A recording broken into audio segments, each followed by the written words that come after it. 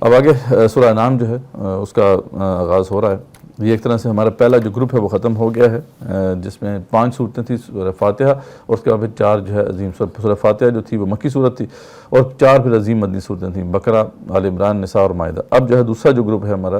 معنی کے اعتبار سے جب ہم نے بات کی تھی پہلے، جب ہم سورہ بقرہ کا ہم نے آغاز کیا تھا تو وہاں پہ ہم نے یہ وضاحت کی تھی کہ جیسے کہ جو ہے تلاوت کے اعتبار سے 7 جو ہے وہ گروپس بنائے جاتے ہیں قرآن مجید کی صورتوں کے، اس طریقے سے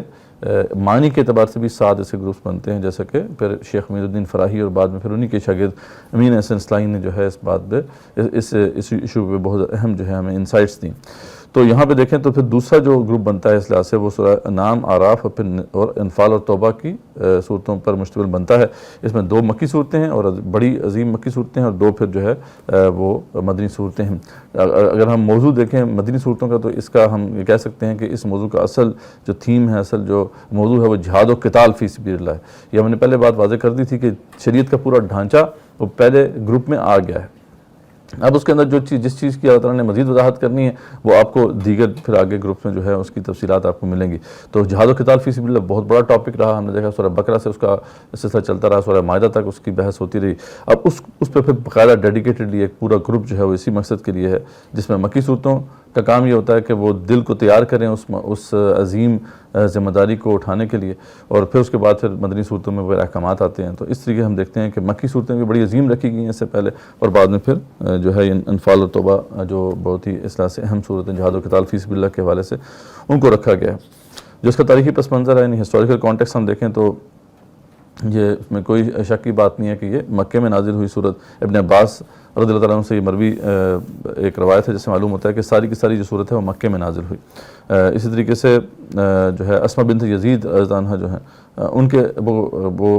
ان کا یہ ان سے مروی روایت ہے کہ یہ صورت ان کے سامنے نازل ہوئی، اور ان کو ایسا لگا جیسے، اور آپ سے اونٹنی میں بیٹھے ہوئے تھے اور ان کو ایسا لگا جیسے اونٹنی جو ہے اس کی ہڈیاں ٹوٹ جائیں گی اس کے بوجھ سے. تو اس طریقے سے ہم یہ بھی کہہ سکتے ہیں کہ اسماء بنت یزید جو ہے وہ بالکل مکی دور کے آخری حصے میں، ویسے تو وہ ہجرت کے بعد اسلام لائی تھی، لیکن یہ ہے کہ عین ممکن ہے کہ یہ نظارہ انہوں نے اپنے جو ہے ہجرت کے آخری حصے میں جو ہے وہ کیا ہو. اور یہ بات ہم دیکھ لیں گے کہ بعد میں اس کے مضامین سے بھی یہ پتہ چلتا ہے کہ یہ صورت غالباً جو ہے وہ بالکل آخری 10 سے 13 نبی کے درمیان جو عرصہ ہے اس میں نازل ہوئی. تو 12 سال گزر چکے تھے، ظلم کی انتہا ہو چکی تھی، ہجرت حبشہ واقع ہو چکی تھی، ابو طالب اور حضرت خدیجہ رضی اللہ عنہا دونوں جو ہیں فوت ہو چکے تھے، اور یعنی عام الحزن جو ہے جو آپ سے فرمایا تھا نا 10 ہجری 10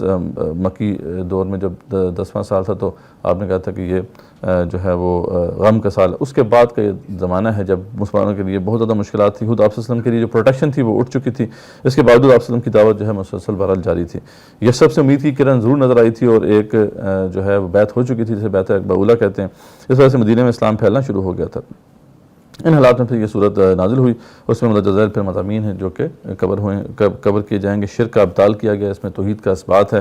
ایمان بالآخرت کی طرف جو ہے وہ بار بار دعوت دی گئی ہے، توہمات جاہلیت کی تردید کی گئی ہے جو ان کے مختلف قسم کے توہمات ہیں جن میں پڑے ہوئے تھے مشرکین مکہ. بڑے بڑے اخلاقی اصولوں کی تلقین ہے، نبی صلی اللہ علیہ وسلم اور اہل ایمان کی دعوت پر اٹھنے والے اعتراضات کا جواب دیا گیا ہے، اور دعوت کے نتائج نہ نکلنے پر جو دل شکستگی ہے یا مسلمانوں میں جو ایک کم ہمتی پھیل رہی تھی تو اس پہ تسلی دی گئی ہے، اور منکرین و مخالفین کو تنبیہ کی گئی ہے.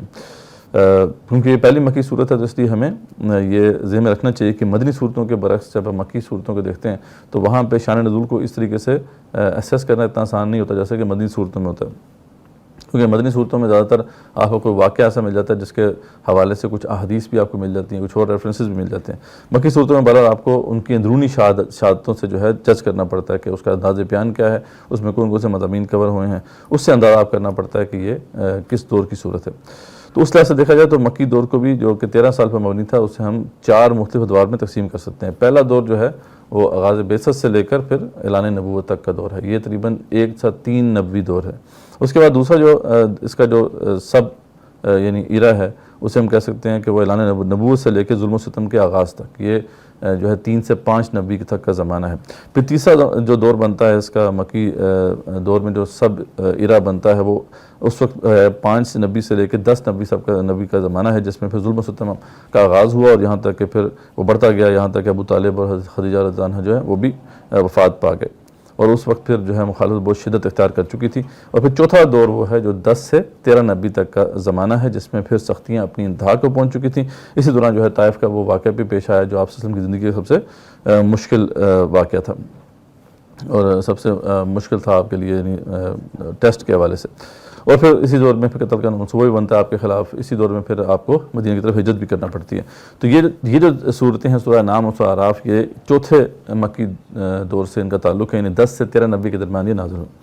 تو اس کو اب ہم دیکھتے ہیں. پوری صورت جو ہے وہ ایک ہی لگتا ہے جیسا کہ ایک ہی وقت میں جو ہے نازل ہوئی، جیسا کہ ابن عباس کی روایت بھی ہے. اور اس میں ایک فلو بھی ہے، آپ کو بالکل واضح طور پہ نظر آتا ہے. کوئی آپ کو جیسے مضمون کے اندر جو ہے کوئی آپ کو جو ہے کوئی تطبیق کرنے کی ضرورت نہیں پیش آتی. ایک فلو کے ساتھ جو ہے نصیحت کا انداز ہے، تنبیہ کا انداز ہے، سمجھانے کا انداز ہے، وہ آپ کو